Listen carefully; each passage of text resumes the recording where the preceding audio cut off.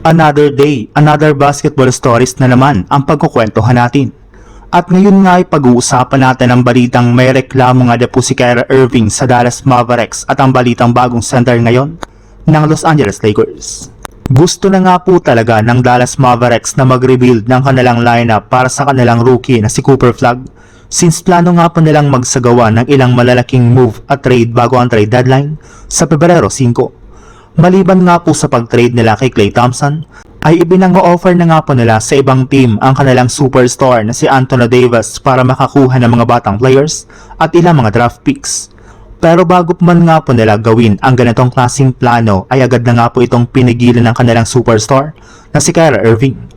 Ayon nga po sa lumabas na balita, mismong si Kyrie Irving na nga pong nakipag-usap ngayon sa front office ng Dallas Mavericks na itigil muna nga po ang pag-trade ng team kay Davis ngayong season at hayaan muna nga po silang dalawa na magkasamang muli sa loob ng court.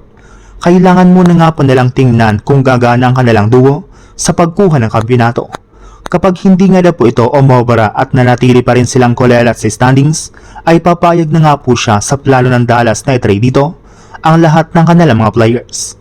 Sa ibang balita naman, hindi nga po naging magandang araw na ito para sa Los Angeles Lakers dahil bukod sa bumagsak sila sa ika-6th seed sa standings ng West, ay naunahan na rin naman nga po sila ng ibang team sa pagkuha sa kanilang mga target na sina Ken Ellis at DeAndre Hunter matapos magsagawa ang mga teams ng Cleveland Cavaliers, Sacramento Kings at Chicago Bulls ng isang trade.